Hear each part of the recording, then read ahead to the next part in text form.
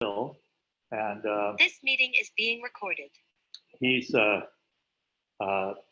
to be working closely with the museum, and I'll be there too on Saturday for the mini fungus fair. And we're encouraging everybody to, if they know of places that are wet or shaded or, like in creek areas and stuff like this, that might produce mushrooms, to bring them in on Friday morning, if at all possible. If you do it before 11 o'clock, bring them to the back door area here. But after 11 until 4, you can bring them in from the front door. And Phil and Marissa will be identifying them, getting them ready for Saturday. And the fair is from, the mini fair is from 10 o'clock until 4 on Saturday. So we hope you can all be there. Yes, please. Can I augment a little bit? Absolutely. So we're gonna update that, encourage the pleading. The pleading that you go out. The conditions are so incredibly bad right now. It couldn't be worse with all the dry weather. Then we had wind, it's really awful. But if every one person brings in one mushroom, I mean, just you folks would make it this way. So and they don't have to be perfect. If they're loaded with bugs and they're falling apart, leave them in the woods. But if they're dry and recognizable, bring them in. I mean, this is what we've got. So it's all we can do. Right. So anyway, we really, really need anybody possible to bring some stuff in. And Saturday morning's fine if you don't bring them in on Friday. Right. I'll be in Friday afternoon to put names on things, but Saturday morning I'll be in to anything else that comes in. So, and then come to the fair. Yeah. I mean, it's free. Yeah. And Thanks. there's going to be a lot of things happening. Kat Gunderson's going to bring her apparel that's been dyed with mushrooms, and she'll be talking a little bit. And we hope to have at least something to show the general public for that day. So we encourage you all to, as Phil says, go out looking, see what you can find. I've got a few spots I'm going to look. We'll do the best we can. That's all we can do. Okay. Is there any other news that is forthcoming? I don't think we don't have local forays, basically because there's nothing up. We don't have any other ministers in the audience. We had a report about Albion 2, which was really, really nice and well attended, according to Kitty Elvin. They found tons of Craterellus up there, late last January. So, but that was the end of the season as far as we're concerned. Anyway, so I'd like to turn the podium over to Peter, who will introduce our speaker for tonight. Thank you. Thank you, Roger. Well, hello, everyone. Good to see you all. It gives me great pleasure to be standing here at this podium talking to all of you. I want to acknowledge you for all being here, actually. Talking about mushrooms. You guys really, makes the club, and it makes me really excited every month to come here and see you all. So tonight we have Arthur Lee. He's the founder of Mazu Mushrooms. He's a local guy. I just learned that he went to high school in Gilroy, went to UC Santa Cruz, and worked on his family's farm in Gilroy, growing bean sprouts, the Asian bean sprout, all these years. But then eventually found inspiration in mushrooms and started his own company now. He grows mushrooms in Pescadero. So I thought, since our season is getting shorter and shorter every year, we get drier and drier. The most effective way of finding mushrooms probably is just growing them yourself. So I thought I'd get him out here to talk about, what's it like growing mushroom at home.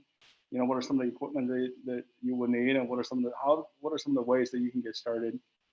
So hopefully more people will start growing mushrooms. Anyway, without further ado, Art. Come on up.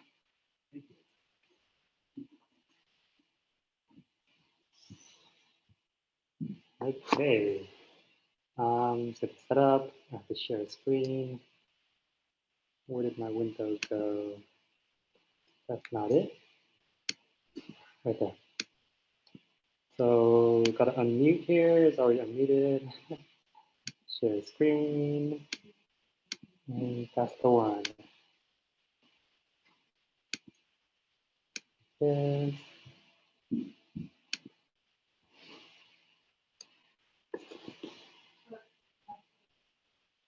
Wait, oh, whoa, this is not what I want. Sorry guys. There we go. Are people okay with me taking off the mask? I'm boosted, I feel fine.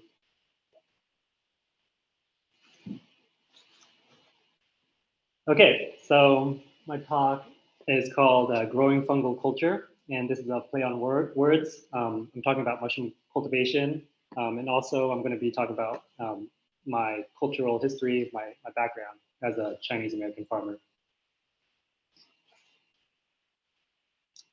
So I grew up in Gilroy, California. Well, first, I'm the owner of Mazu Mushrooms, which is a mushroom farm up the coast in Pescadero. I live in Bonnie Doon. I've been in Santa Cruz for about 10 years now, which is crazy to think about. I graduated from UC Santa Cruz with a degree in Ecology and Evolution. And it's so beautiful here that I stayed, like many people. I'm excited to be here today. Some of my favorite mycologists have been past FFSC speakers. So I'm honored to be here, but I'm also kind of nervous. I don't have a PhD like some of the past speakers. I haven't discovered any new species of mushrooms. I don't lead international foraging hikes. But what I do know is how to grow mushrooms. Thank you. I also like to forage and eat mushrooms, and I'm a general mycophile like many of you. So I'm a third generation mushroom farmer. Both my parents and my grandmother on my dad's side, they were mushroom farmers back in the 80s in Pescadero, about 5 miles from where my farm is today. And they unfortunately had to stop growing mushrooms because they couldn't compete with the imported mushrooms coming from China. And this was before there was a strong local and organic movement. And this was also before most Westerners knew what shiitake were or how to find them at a grocery store. So when I was 2 years old, my family moved to Gilroy and they started a bean sprout farm instead. And if you don't know where Gilroy is, it's on the border of the Bay Area and Central California, like the very southern tip of the South Bay. So I grew up on this farm, and my parents, they kept all the mushroom cultivation equipment. They can't throw anything away, especially stuff that they paid good money for. So they kept all the equipment inside of this mobile home that was parked on the property, mostly in the kitchen of the mobile home. And I remember going in there as a child and kind of exploring and playing with the still air box and playing with the funny shaped glassware. And there were some like old cultures, like there were like cultures like this just hanging around. And this is all dried out. And this is like over 30 years old and it's still just chilling like this. But yeah, I was fascinated as a kid, but I didn't really know what any of this was. You know, my family, they were Chinese farmers in Gilroy, which I thought was pretty unusual at the time. Most of my friends were white kids who lived in suburbia. Nobody else had a farm or had like a mobile home with a laboratory inside. We had bean sprouts. You know, my family, they grew bean sprouts. We had goats and chickens and pigs, but they also had aspergillus growing on black soybeans in the bathroom. And they'd also make wine with the neighbor's grapes. And the aspergillus growing on the black soybeans, that was to make something called delci, which is a fermented black bean sauce that they use in Chinese cuisine. It's very salty and umami packed and really delicious. It's kind of like miso, the ancient Chinese version of miso. So they know how to grow stuff, right? They know how to grow animals and plants and fungi. My parents and my grandmother, they immigrated here from the Guangzhou region of China. They had to escape during the Cultural Revolution because they were scientists and intellectuals, and they were a threat to the movement. My grandmother was a biologist and a physicist, and my mother was a chemist. She graduated top of her university class with a specialization in fermentation. Somewhere down the line, both my mom and my grandmother on my dad's side, they worked in different soy sauce factories in China. And my grandmother worked in a soy sauce factory in Peru, which I thought was kind of random and interesting. So when they came to America, the three of them, my mom and my grandmother, were kind of like the microbiologists and the brains. And my dad, he's also really smart, but he was kind of like the traditional farmer. Like he knew how to fix anything or build anything, kind of the handyman type. So the three of them were kind of like this powerhouse of a team. And they started growing mushrooms in Pescadero. They grew things like shiitake, and my mom says they grew bear's head, but I tend to think it's probably lion's mane, somewhere lost in translation.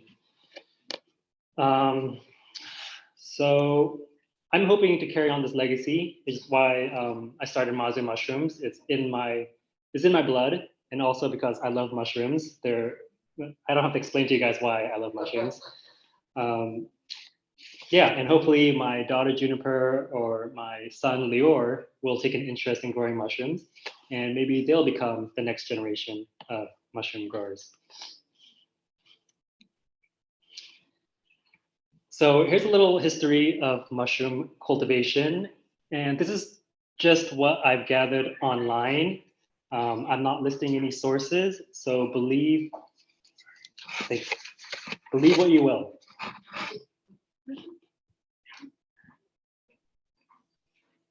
So in 300 to 200 BC was the first recorded case of wood ear cultivation in China. And that's really crazy to think about because that was over 2,000 years ago. Yeah, so that's the first case of, the first known case of cultivation. And I'm not sure how they're doing it. This is kind of how they do it now in these big bags. But back then, 2,000 years, who knows? In 960, this guy, Wu San Kuang, he's kind of like the grandfather of mycology. He figured out by taking logs and slashing the bark and burying the logs, sometimes shiitake would come out of them. So that was like a really primitive form of cultivation. But this guy, he's known as the grandfather of cultivation.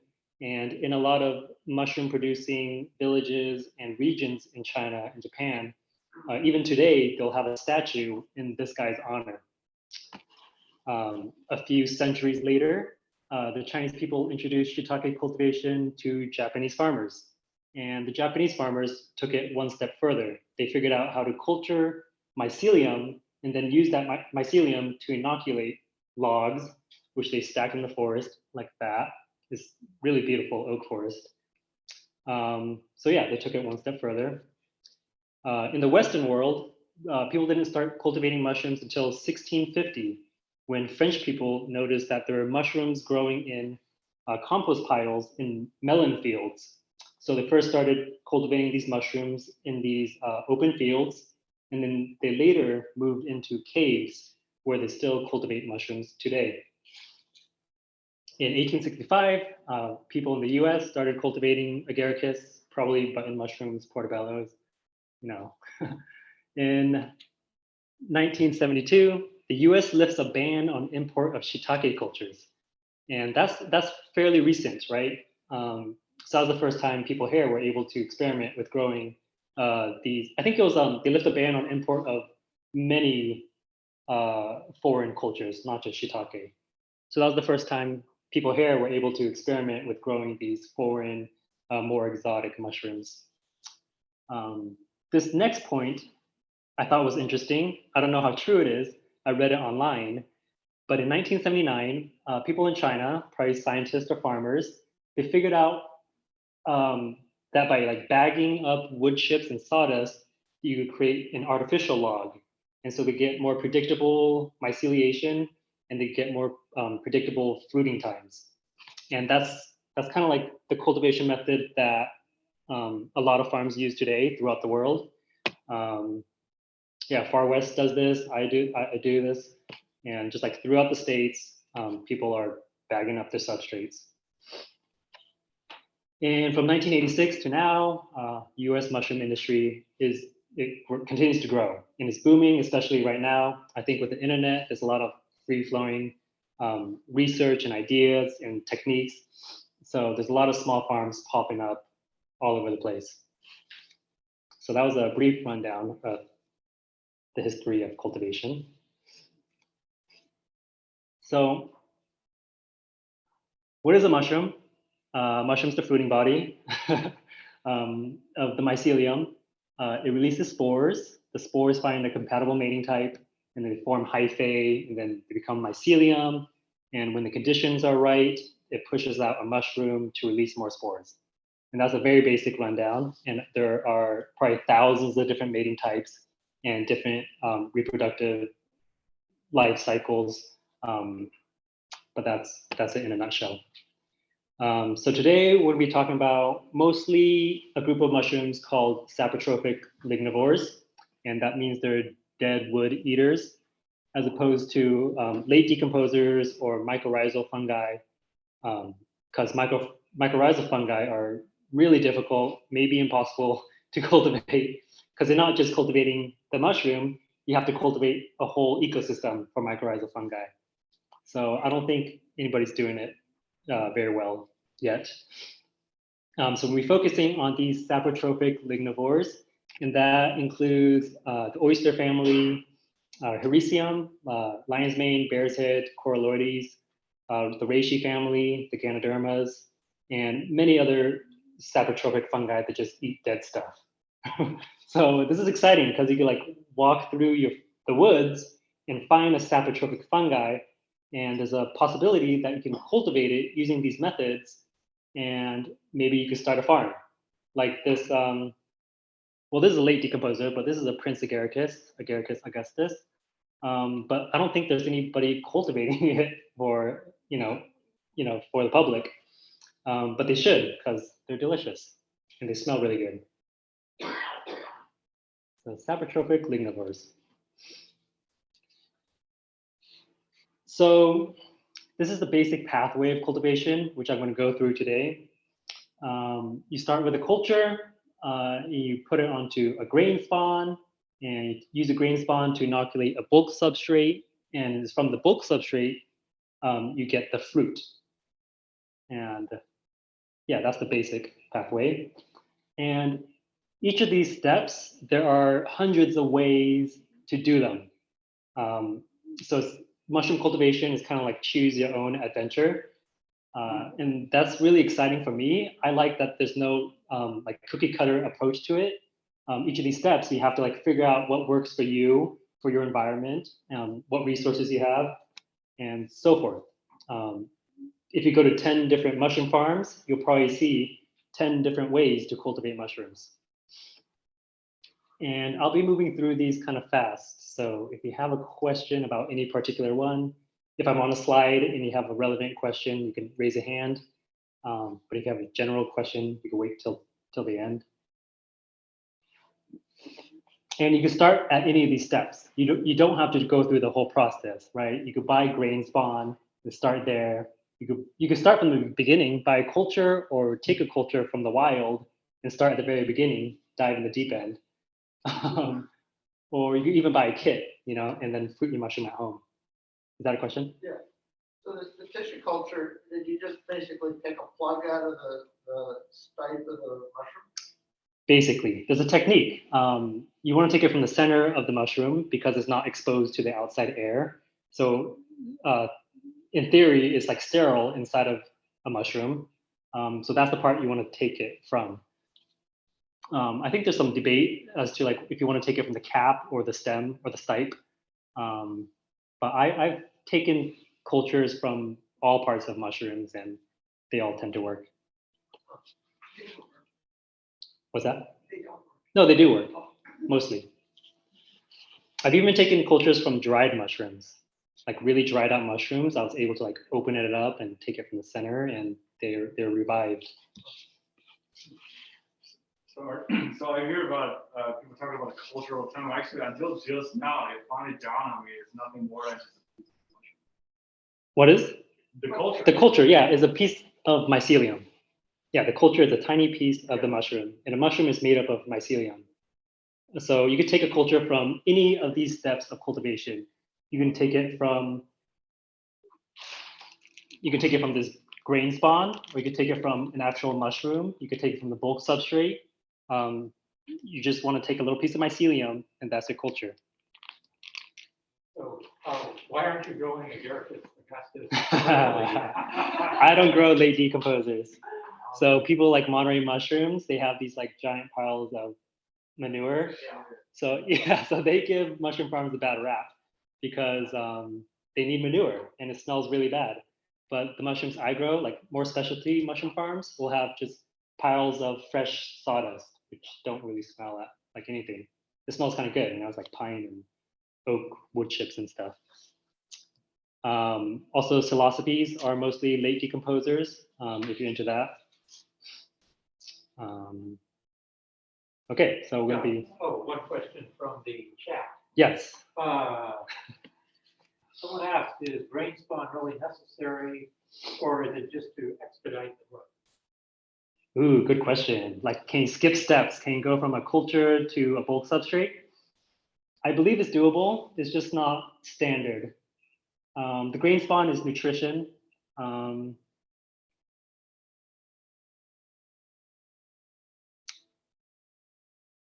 I think it's doable, but people don't. That's just generally. It's much easier to sterilize the grain spawn and then get a large amount of mycelium to inoculate. Yeah. We'll talk about that. Yeah. Why don't you use spores? Why do you? So mushroom farmers don't really mess with spores. It's way too complicated. There's like too many mating types. It's hard to work with, right? These are like tiny little spores. So most of mushroom cultivation is just expanding mycelium, cleaning mycelium, cloning it, and just expanding it on whatever substrates you're trying to grow on. Yeah.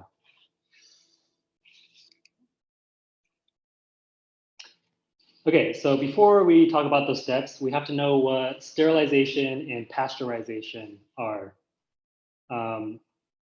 So unlike plants, if you're an organic gardener, the biodiversity of your soil is kind of an indicator of how healthy your soil is. You want to have bacteria and fungi and insects all balancing each other out and intermingling and providing nutrients for your plants. With mushrooms, it is the complete opposite. You don't want anything growing on the substrate other than the mycelium itself. And you do this with a process called sterilization. And the goal is to remove all forms of life, including bacterial endospores, fungal spores, seeds, and live cultures, obviously. And you do this with heat, pressure, and time in a pressure cooker or an autoclave. And you do this for at least 30 minutes at 15 psi, which translates to 121 degrees Celsius. So a pressure cooker allows you to heat water and steam past the boiling point of water without the water evaporating in this closed volume. PV equals nRT, if that means anything to anybody. So heat, pressure, and time pretty much kills everything with enough time. Some of these bacterial endospores are built to survive through time and space. They found endospores in the guts of mummies that they're able to revive. So, and sometimes they survive boiling too. So sterilization is a very important process in mushroom cultivation.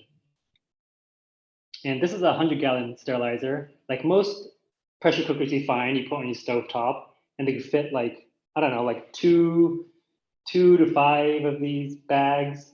But this one that I got from my parents and my grandmother, so they kept this for over 30 years, unused. And now I pulled it out, and now I'm using it on my farm. It's 100 gallons. I could fill the thing up. And it's kind of the backbone of my operation. Like if I didn't have this, I would have to find some other way to sterilize or pasteurize my substrate. So you want to sterilize it for at least 30 minutes. Liquid media like liquid culture and agar, you can get away with 15 to 20 minutes because heat transfers through liquid really quickly. But with solid substrates, like these bags, you want to sterilize for at least 2 hours. Like a quart jar of substrate, people generally sterilize for 1.5 to 2 hours. These bags I do for 3 hours. And the more you pack into the sterilizer, the longer you want to sterilize for, because these solids, they're not completely solid. They have air in them, so that acts as an insulator.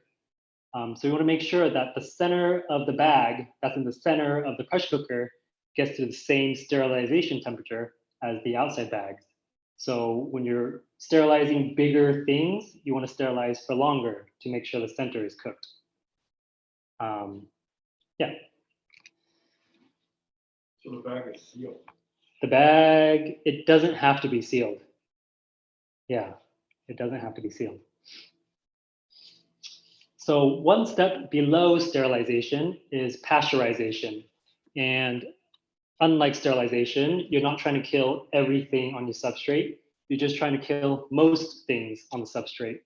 And you do this with heat, lower heat, or pH treatment with lime, or a process called cold water fermentation, which I'm not going to get into. But the most common is, pumping atmospheric steam. They call it atmospheric steam pasteurization or ultra pasteurization. And atmospheric because it's at atmospheric pressure, it's not pressurized. And they do this for upwards of 8 hours. And this is a way that a lot of small mushroom farms here in the States are doing it nowadays. They'll get like a feeding trough and pack it full of their substrates, put a lid on it, and then they'll pump steam in there for many hours. And that essentially cleans the substrate for the mycelium. That picture over there, I found on the internet. There's this thread where this Filipino person was taking these crates of substrate and stacking them up high and wrapping this big tarp around them. And then they were boiling water in a 55-gallon drum and piping the steam into this tarp. And that's how they're pasteurizing large amounts of substrate. So I thought that was kind of interesting. This concept of just like pumping steam through a container could be scaled up to any size. I know people turn shipping containers into big substrate steamers.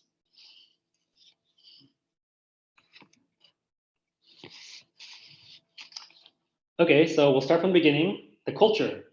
And culture comes in mainly two forms. It could be growing on agar, or it could be growing in something called liquid culture. So agar is like a gelatin that comes from a seaweed. And liquid culture is mostly water, but there's a little bit of nutrients added. I use a solution, I use 4% honey, and most species seem to do well on that, so I'm sticking with it. And mushroom cultivation is kind of like that. When you find something that works for you, stick with it. Right? That's why there's so much like variability amongst mushroom cultivation. A lot of, it's really fun. So the benefits of doing agar is that it's in 2 dimensions. You can see the mycelium grow. You can see how vigorous it is. You can see contaminants. And when you do see contaminants, you're able to separate the mycelium. You could take the mycelium and put it onto a clean plate and try to clean a culture. Or if you see that this mycelium is growing super fast, you could try to clone the part that is growing really fast. And you can't really do that with liquid culture because it's just mycelium suspended in this solution. So it's really hard to tell when this is contaminated. Sometimes the solution will turn really cloudy, and that could be a sign of bacteria. But once it is contaminated, it is almost impossible to separate the mycelium from the contamination. I think there are techniques where you dilute it and then you put it onto an agar, but it's really difficult to clean liquid culture. So once it's contaminated, you just kind of toss it out. What else do I want to say about that? This is me taking cultures from these shiitake mushrooms. I'm putting it both on agar and on liquid culture. And this is a shiitake called a flower shiitake. Does anybody know why? So this shiitake has cracks on the cap. It's grown on logs in Japan or China, and they grow it in cold temperature. So they grow really slowly, and they grow in environments where it gets humid and then dry, and then humid and then dry. So both it growing slowly and it drying out creates these cracks on the cap, and so they're packed full of flavor. Generally, when mushrooms grow slower, more nutrients go to the mushrooms. And if you haven't tried the shiitake, I highly recommend it. Drive over the hill, go to an Asian supermarket, and try to find some of these flowering shiitake. Dried is better. For shiitake, drying the shiitake unleashes a lot of the flavor. And these are nothing like these, the spindly shiitake you find at the grocery stores here, at New Leaf, Staff of Life. They're like completely different. This is a whole new experience. I recommend it. So with the culture, you put it onto grain spawn. And grain spawn is a grain. You can use rye berries, whole oats, milo. I use milo, which is also called sorghum. Some people use wild bird seed mix. They go to the hardware store, get wild bird seed. You hydrate it to 40 to 60% with water, and then you sterilize it. You put it in a pressure cooker. And it must be sterilized because wet grain is highly nutritious. It's like ice cream for bacteria and fungi. So you want to sterilize it before you put your culture onto it. And it usually takes 2 weeks for myceliation, and that's species dependent. And I use the term myceliation. The industry adopted term is colonization to describe when mycelium takes over a substrate. When it eats a substrate, the industry term is colonization, but that is scientifically and I think morally wrong. Colonization has a bad connotation to it. Human colonization has done a lot of harm. And I think it's kind of unfair to put that heavy of a word on these innocent, amazing creatures. And it also is scientifically, technically wrong, right? Because mycelium is not a colony of individuals like a colony of bees or a colony of bacterial cells. Mycelium is one organism. So it's morally wrong, it's scientifically wrong, and I don't know if myceliation will catch on, but who knows? Yes? After you sterilize the spawn, I notice you have these open bags here. So you're not keeping up the sterilization. Is it that the spawn take it over so fast that any bacteria or yeast or anything coming from the air won't contaminate it because the mycelium has done the complete, help taking over myceliation. So the bags are not open. These bags are all sealed. Okay. But they have this filter patch for allowing fresh air to come in and CO2 to escape. And this filters down to like 0.2 microns. So it filters most bacteria and mold spores and whatever.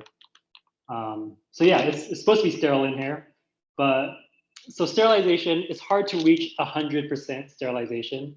You can get to like 99.99999% sterilization, but it's really hard to say you have 100% sterilization. So it's always a race to see if your mushroom mycelium will outcompete whatever else is in there.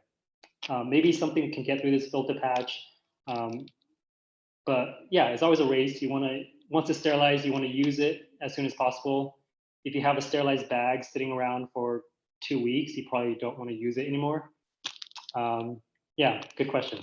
And once it is fully myceliated, it's a little bit more protected against contaminants because these mushrooms are putting out chemicals, like antibiotics. That's where antibiotics come from. They come from fungi. So they're constantly putting out chemicals to fight other bacteria and other fungi.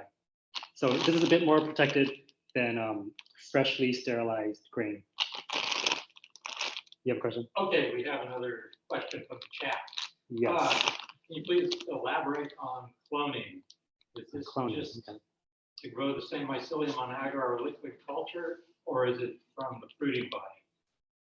And it says, I guess my question is, at what point do the genetic characteristics of the mycelium change? And if you inoculate agar or liquid culture with a piece of mycelium, would that be a second generation of that mycelium or an exact clone? Oh, let me This think. guy likes to type. Those are complex questions. So cloning, if you see mycelium that's growing faster or more vigorously than other parts, you could clone that part. If you get a mushroom that is that has the shape that you like, that it's bigger than the other mushrooms, you could try to clone that mushrooms. So you could see, if you do this over multiple generations, people say, people do stabilize these phenotypes over generations. It takes a long time to stabilize, but the generations, let's see. Typically in cultivation, we refer to generations as in like generations of grain spawn.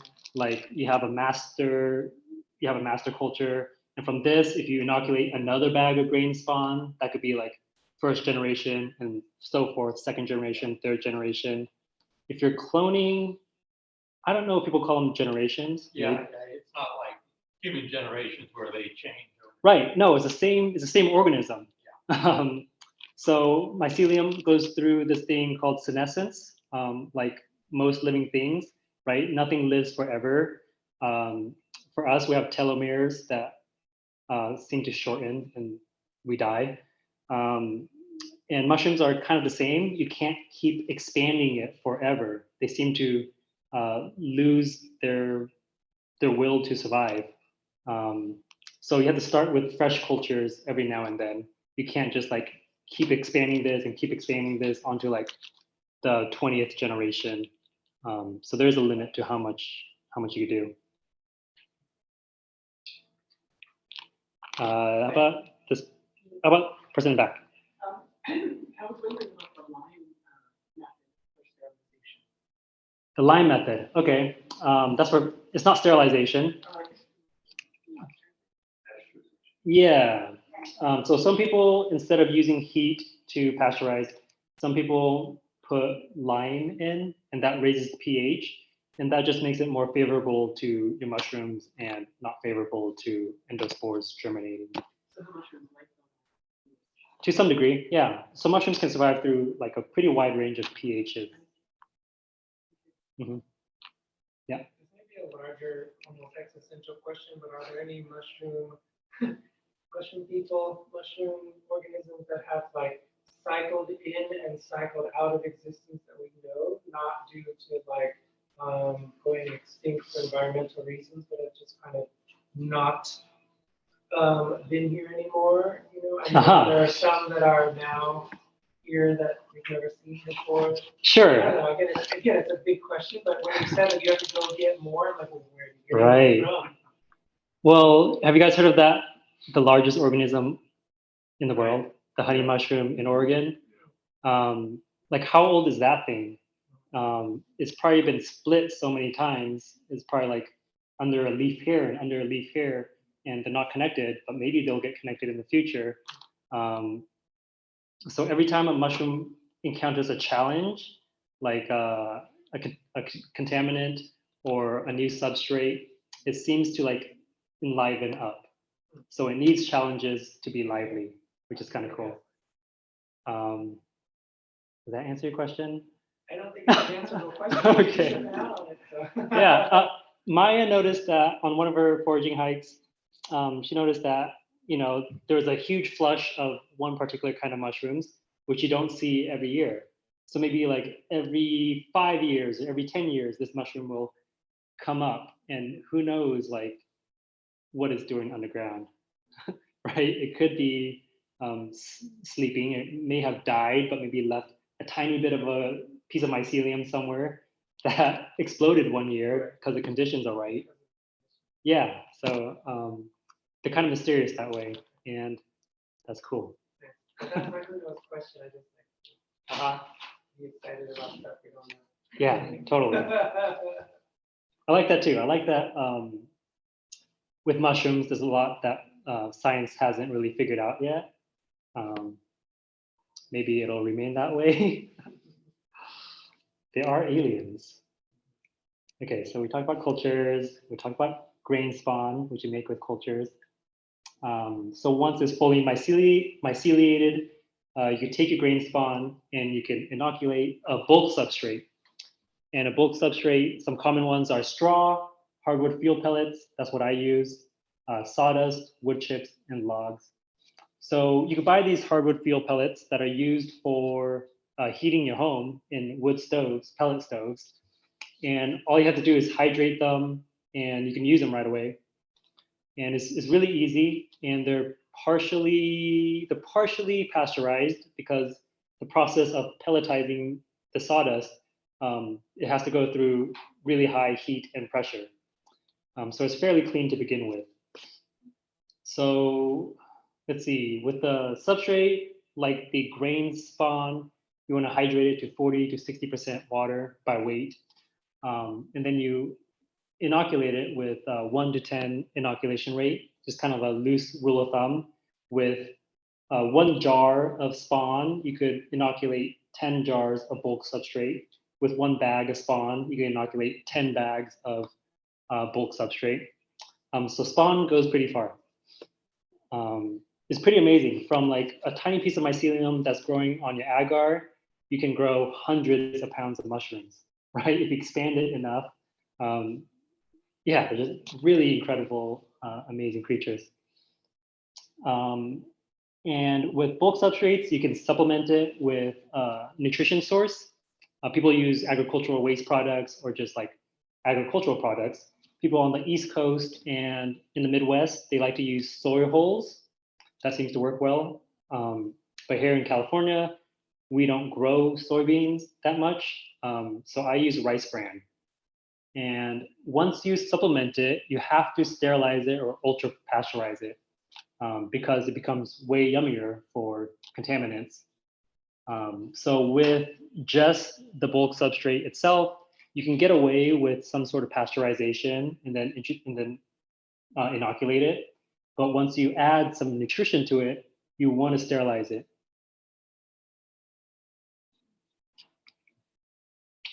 So fuel pellet, you don't pasteurize it at all. Oh, I sterilize it. You still do. Because I add rice bran to it. Nice. Yeah.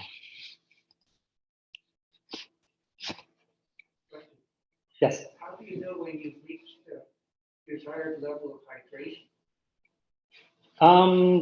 That's a good question. With the hardwood fuel pellets, it's really easy because it's mostly dry, right? They dry it so that you could use it in your wood stove.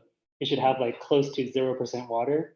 So you could use like 50 pounds of wood pellets with 50 pounds of water. So that's easy. But if you're not using fuel pellets, if you just have like sawdust or wood chips, So you just gotta experiment with it. You hydrate it to a certain amount. I mean, the real way to figure it out is to hydrate it to a certain amount, what you think it is. And then you would have to dry it completely in an oven or in the sun or something, and figure out the difference of weight, see how much water evaporated off of the substrate. And then from there, you kind of know how much water to add.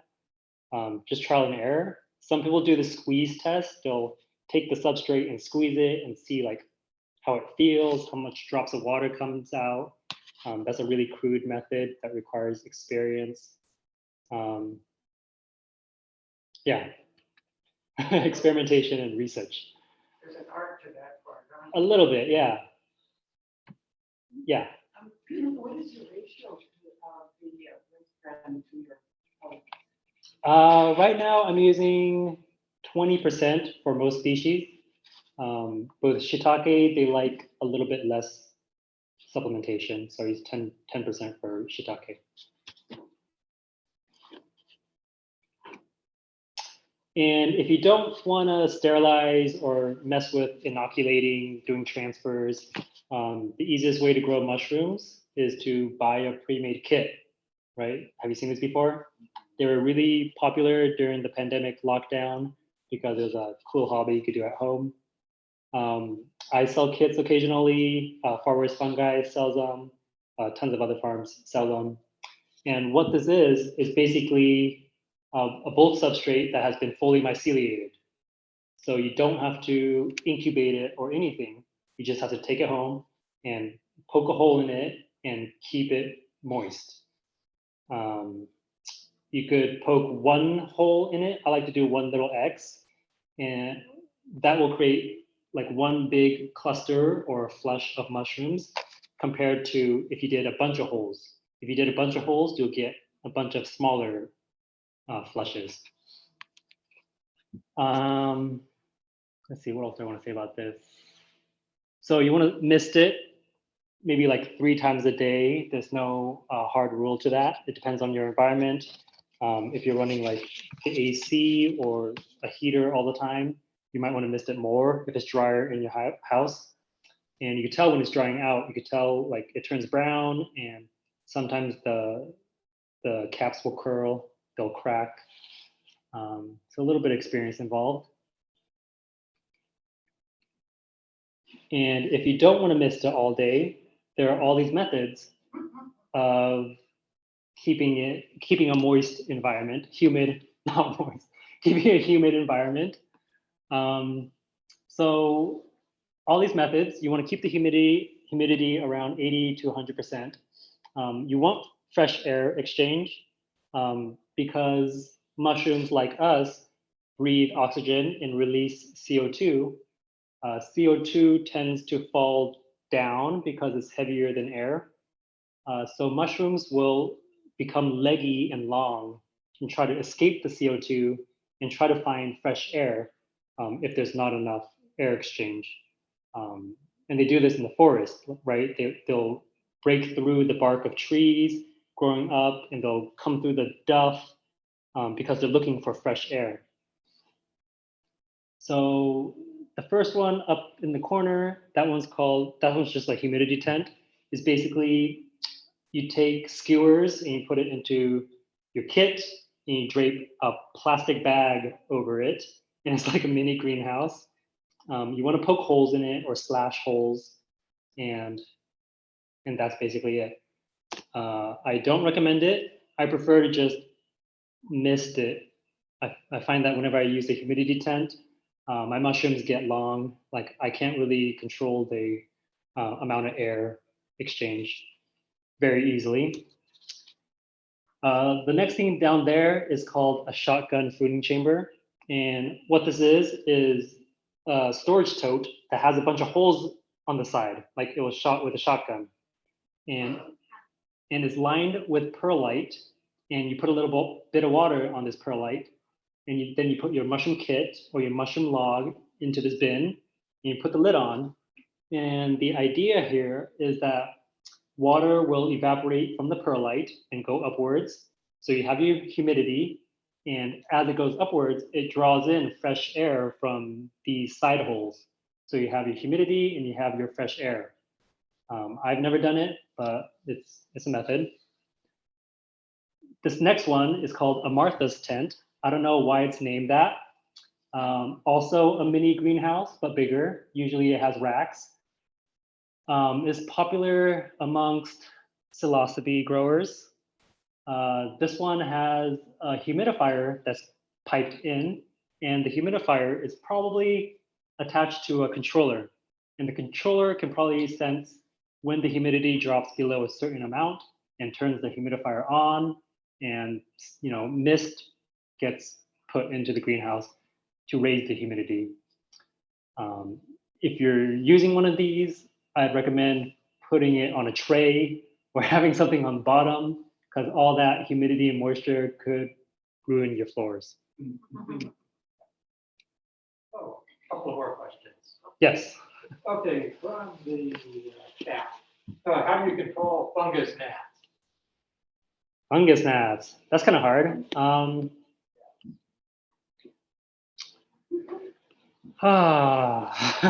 Get an electric fly swatter. Get frogs. Maybe some praying mantids. They just happen naturally, and I haven't really had to deal with them, honestly, indoors or outdoors. So that's kind of, yeah, that's not my area of expertise. Okay, and Fungus another gnats. question. Do you need to cover the parts of your kit which are not expected to fruit? Somebody says, I was using a kit that had a cardboard box with an opening to cut an X in. So I guess the question is about light. Mycelium doesn't need light to grow. Sometimes they prefer to have all darkness, like cordyceps mycelium. You want to put it into a light-proof tent. So if you buy a kit that's in a cardboard box that's meant to be slashed and opened, you don't have to do anything with the rest of it, really. It's all sealed. Maybe I'm not understanding the question. I guess is it better to cover the rest of the cellophane plastic? Well, Do you want it better? Well, the whole thing is already covered, right? It's inside of this bag, and then it's also covered again with this cardboard box. So I'd say no, there's no reason why you'd want to cover up more of it. There should be instructions. If you bought it from a good, reputable farm, there should be instructions, you would hope.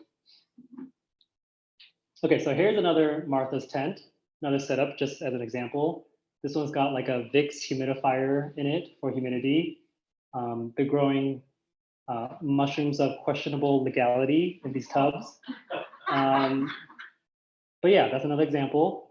A step up would be like a greenhouse that you could walk into. So these greenhouses, like 5x7 or even bigger, you can get for under $100 online. These Martha's tents, these mini greenhouses, you can find for maybe $50 online. So it's not that expensive to get into this. And this concept is kind of what I use on my farm. I'll show a picture later. And then there are those grow tents down there in the bottom left corner. These are common amongst indoor cannabis growers, but I've seen whole mushroom farms rely on these as their fruiting chambers. And they're great because they have a built-in bottom. You can just throw one of these in a room that you're not using or in your garage, and you have pretty much an instant fruiting chamber. Well, you got to figure out humidity somehow and maybe put like a duct with a fan for fresh air. So it's pretty simple. Top left is something called a monotub. So this is a Ganoderma multipilium grown by this guy, Ryan Paul Gates. He's kind of like a cordyceps reishi wizard. But a monotub is kind of like a shotgun fruiting chamber, except there are less holes, there are fewer, and there are bigger holes, which are usually covered up with some sort of filter. And instead of the perlite at the bottom, like a shotgun fruiting chamber, they'll just put their substrate on the bottom and they'll inoculate the substrate. It'll myceliate, and then mushrooms will grow directly out of this rectangular substrate, like these reishi. And this method is also very common amongst psilocybe growers. It has a lid, usually. Okay. And this is my setup in Pescadero. It's just a really big greenhouse with racks in it.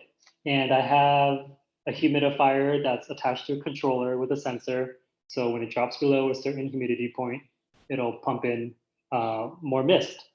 And it's super simple. I have this under an equipment shed. So if this were out in the sun, it would literally be a greenhouse. And it would probably be too hot for most mushrooms. Some tropical mushrooms like that, like the pink oysters and those yellow oysters, they like the heat.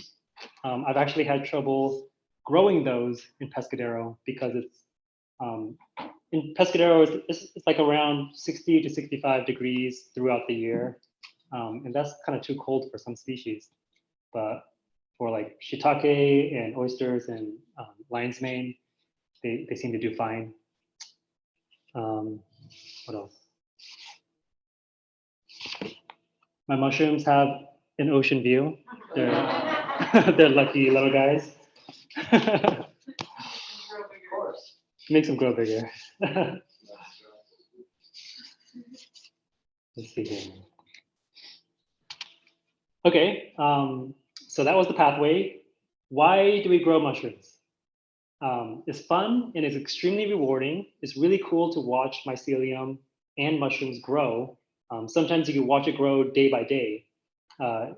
In comparison to plants, yeah, sometimes you can't see a plant move for weeks, right? But mycelium, you can actually watch it grow. And you can build a relationship with the fungi. I know a lot of you are foragers. When you're out foraging or hunting or harvesting mushrooms, it's kind of like a one-way relationship where you're out extracting a resource from the forest. But when you're growing mushrooms, you're building a symbiotic relationship with the mushroom. You're helping it survive and grow and expand through time and space. And in return, they provide you with food, nutrition, and medicine. So I think that's kind of cool, right? It allows you to connect to mushrooms in a deeper way. And it lets you, when you're out foraging, it lets you appreciate them and see them in a different way too, right? Knowing what I know now about cultivation, it amazes me when I see mushrooms growing out in the wild, right? They have to compete with so many other things and they still manage to put out a mushroom, whereas I have to like jump through hoops to get mushrooms to grow. So it just makes you appreciate them more. They're amazing beings. It's a fairly sustainable food source. It doesn't require a lot of water or land compared to vegetable farming or animal farming. Most of the water that's required to grow is already in the bag. The humidity in the mist is not like you're watering a plant where the plant has to like absorb the water. You're misting and keeping a humid environment so that the mushrooms themselves don't dry out. And that the misting is kind of like a negligible amount compared to sprinklers in a vegetable garden. So it doesn't require a lot of water or land, and it's highly nutritious, right? It's medicinal in so many ways, and for food independence, which is really important. You don't have to rely on the supply chain or pay the high cost of these mushrooms at the grocery store. So being able to grow your own food and medicine is very empowering. And it doesn't really cost a lot to grow mushrooms, right? You might need a pressure cooker. The substrate is cheap. If you want to go with bags, they're fairly cheap. You don't need a lot of startup costs to start growing mushrooms. If you buy a finished kit, like one of those pre-made kits, those are kind of pricey, right? If you're buying like that every week, that will add up. But if you want to like start further back in the cultivation process, it's, I don't know, it's super cheap. And for me, I like to grow mushrooms because I can support microremediation efforts, like the ones Co-Renewal are doing. They're doing a project up in the Santa Cruz Mountains after the CZU. A lot of houses burned down and a lot of toxic runoff. So they're installing these micro wattles. And I like that with my equipment and with my knowledge, I can provide them with oyster mycelium, with oyster spawn, whenever they need. And for me, I grow mushrooms because it allows me to connect to my ancestry. And I think that's it. What type of mushrooms are these? This is a pink oyster, and those are lion's mane. Awesome. Thank you, thank you.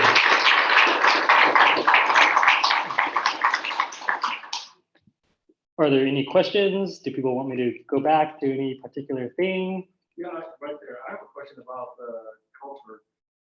So agar, you can get them in powder form, right? Is that what Yes. You just make them out of that?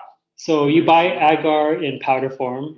Yeah. Um, You they, make a solution out of it. Yes. That's this liquid right here, and then the. no, the liquid is liquid culture, which is different than agar. So yes, you make it. What's in the picture? The petri dish is agar. This is gel. Yeah. So it used to be a liquid, but when it cools down, it solidifies. Right. Okay. And so then the culture, the sample Mhm. that you get from the mushroom, you just lay them right on top of that. That's it. Well, yes. You take a little piece and you just put it on the agar. That's all you do. And mycelium threads will start to grow from the little piece. Yeah, so I didn't make that clear. So agar and liquid culture, they have to be sterilized before you put your mushroom mycelium on it, right? Scientists, they use agar to also cultivate bacteria and a billion different kinds of fungi. So it has to be sterile and completely clean before you put your mycelium onto it. And the way you would do that, I guess you would put them in a jar and the appropriate amount of water, and then pressure cook it. With agar, you take the powder, and then you have to add. Some people add nutrition. Most people add nutrition. Sugar. Yeah, sugar. I use light malt, and then you mix it up with hot water, so it becomes a liquid. Yeah. And then I don't have a picture of that. There's a picture on the bottom left right there. I put it in a flask, and I put it in my pressure cooker, and then you cook it. And then while it's still hot, it's still in liquid state. And then I work in front of my flow hood. Gotcha. Wait, did I talk about flow hoods? No. Okay. So that's in a filtered, like hyper filtered environment. Exactly. With like a positive pressure. Yes. Okay, so I'll talk about it now. So when you're working with cultures, you want to work in front of a flow hood. There are horizontal flow hoods and there are vertical flow hoods. Or you want to work in a still air box, which is kind of like this. With a skunk in it. Yeah. So a flow hood has a HEPA filter, which filters out 99.97% of all living things, right? Like dust particles, mold spores, bacteria spores. So when you're working in front of a flow hood, you're basically working in a sterile environment. So with agar, you're opening the lid. You want to keep it clean. You don't want to breathe on top of your plate. You don't want like random dust particles falling in. So yeah, you need a flow hood or at least a still air box if you want to play with cultures. And a still air box is basically a box with holes in it that you can stick your hands in and do work in this box. And the theory is that the box will limit the amount of air movement, the amount of like dust floating around, and It's not as effective as flow hood, but it's better than just like trying to inoculate agar just like right here. Like that wouldn't turn out very well. Yeah. For the mushrooms that you cultivate, did you have to go out to a particular place like Hericium? Did you have to find a Hericium in order to extract its hyphate in order to start your culture? Or did you find it somewhere, somebody produced it, you just got some of it from them to, like, for example, the pink oyster, Right. the yellow oyster, Uh-huh. they're not here, they're not grown. No, they're not So wild. you'd never be able to start a Right. culture yourself from those because they don't exist in this country. Right. I've bought, so some of my cultures are bought online. Some of them are taken from the grocery store. I have some spawn here that was cultured off of Bear's Head, a local Hericium in Scotts Valley, I think. But yeah, you take cultures from any one of these places. Here in that photo, I'm culturing shiitake from these flower shiitake that I found in an Asian grocery store. I thought they looked amazing, so I wanted to culture them. But the caveat to that is that sometimes there are international patents for cultures. So I've heard of this story where somebody got sued by some company in Japan or China because they were doing this. So yeah, do it at your own risk. We won't tell. But you Thanks. we did consider this.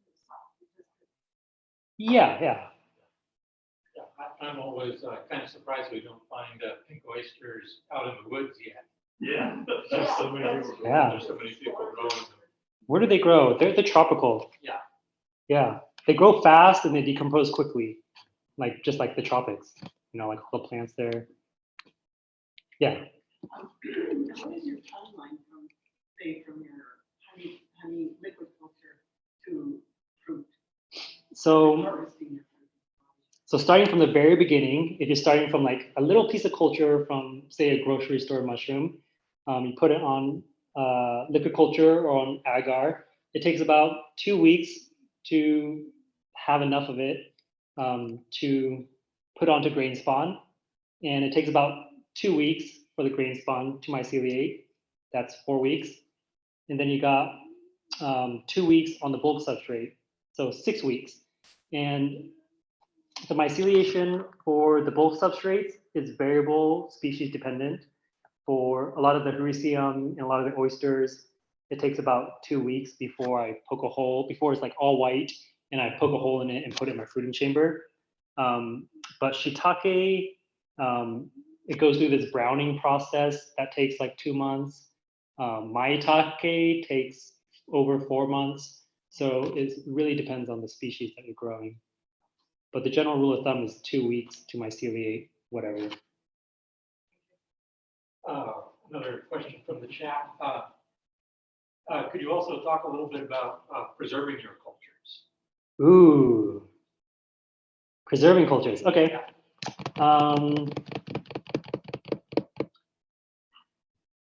Yeah, so the idea behind preserving cultures is that you want to limit the amount of growth, because when it grows, it goes through that process, senescence. So to limit the growth, you could put it in your refrigerator. Some people have a process where they use, what is it? I think maybe dry ice to like freeze it really deeply, and they're still able to revive it in the future. I've heard of some people using just plain distilled water with nothing else in it for just like suspending mycelium in just like plain distilled water, where it's not eating anything, it's not having a metabolism, it's not growing, it's just suspended in time. Yeah, that's all I can say about that. That's not my specialty, but Like, how long could you keep a culture before you need to go back to your source? how long can I keep a culture? Quite a long time. Like this bag of spawn, I could use maybe a month from now and it should still be viable. If I use it many months from now, it's probably still viable. Cultures, if they're stored correctly, they can survive for a long time. Like they have evolved to just like survive for a long time. Even periods of drought, like we have right now, like without water, they're probably like under a leaf somewhere in the forest, they're waiting for the rain to explode, right? So they have evolved to just like be suspended.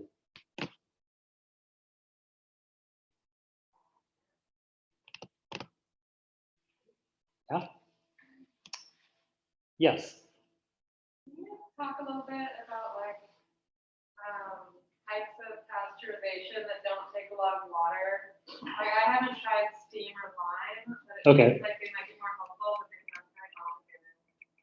So I don't take a lot of water. So with sterilization and pasteurization, we use a process called steam sterilization and steam pasteurization, which is wet sterilization. There's also dry sterilization, which is basically an oven, right? When you put a pizza in the oven, you're basically sterilizing it. But then you're gonna have to hydrate it somehow with sterile water. And I think that's kind of difficult. So to do it without water is, I don't know, not advisable, difficult. But you could do it without fossil fuels, without having a fire to heat up the water. You could do it with the chemical treatment with lime, or there's this process called cold water fermentation. Are you guys curious about cold water fermentation? Okay, so cold water fermentation is when you take your substrate and you put it in a bucket or like a 55-gallon drum, and then you fill it with water and you submerge all of your substrate for like 2 weeks, and you want to kill off all the aerobic organisms, right? Anything that requires air will not get it underwater. You want to kill off, all the bacteria and fungi, and then what you're left with is a bunch of anaerobic bacteria. And so when you pull it out, it's super stinky because anaerobic bacteria smells terrible. But at that stage, when you pull it out, then the anaerobic bacteria die as well because they're exposed to a bunch of air. So at that point, after you've killed off the aerobic bacteria and the anaerobic bacteria, is when you want to introduce your mycelium onto the substrate. So that's the way to kind of clean the substrate before you put your culture onto it. That doesn't require any heat, just requires water and time. And the process of submerging in water hydrates it. I want to see more farms do this. Most people will pump steam for 8 hours, 12 hours, 20 hours, and it takes a lot of energy to heat up water, either like propane or natural gas or electricity. And they're doing it for such a long time. It's not the best. I don't know of any farm that is just relying solely on cold water fermentation, but that would be cool to see. And I would not want to live next to it because it would smell terrible. Yes. Have you heard about, I mean, it just sounds really dicey to say, aerobic, anaerobic, and then it seems like the competition for the spores, the myceliation would be, would be very challenging. It is challenging. So with all these methods, it's hard to get 100%. Even when I sterilize things, sometimes every now and then I'll get a bag that contaminates. With pasteurization, even more so, right? Because some of these endospores could germinate at any time and could ruin your whole crop. I don't know what to say about that. Pick a strain that is vigorous. You do the pasteurization well and inoculate it as soon as you're done pasteurizing it to give your mycelium a head start before other particles fall onto your substrate and the decomposition process begins. I think it sounds like the pressure cooking efficient. Yeah, yeah. Yes. I've heard about sterilizing sawdust with hydrogen peroxide. Have you heard of that? I have. I don't know too much about it though. That's a well-known method. Hydrogen peroxide, I think mycelium can stand hydrogen peroxide, but I don't think they really like it. Yeah, I don't know. Chemical treatments. But yeah, with chemical treatments, it's hard to achieve full sterilization without also affecting how your mycelium is going to act. Yep. Any other questions? Well, I got a question for everybody. Who's already growing at home? I'd love to hear it. Nobody? Nobody? Who thinks they're gonna do it? Not for this. What? It's Yes. not that hard. It's the difference. That's great. Cool. Well, I'm what gonna do you? get his question. What? I'm gonna get his question. Oh, thank you. Thank you. Cool. All right. Well, thank you, Art. Yeah, I brought. Did you bring something that we could take home, or? I did. So I brought. Buy a bag of, Yeah. So some mission tonight. you technically could. I brought a few bags of spawn. I have oyster mushroom, pearl oyster. I brought shiitake. I brought lion's mane, and I brought this bear's head, this local bear's head that I foraged from these mountains. And I also got liquid cultures of lion's mane and oyster. So if you want to experiment with this, then you can get some of this. Yeah. And if you guys want more cultures, you guys can, I don't know, email me or something, and I'll see what I can do. What's your website and social media? So I have a website. It's mazumushrooms.com. And I'm on Facebook, but I don't use that very often. And I'm on Instagram at Mazu Mushrooms. Do you ever do tours or like overstay or something? I do not. So the property that I'm on is pretty much closed to the to public. Yeah, I don't at this time. But you do teach classes also sometimes? Sometimes I teach classes. I'm going to be teaching more classes in the future.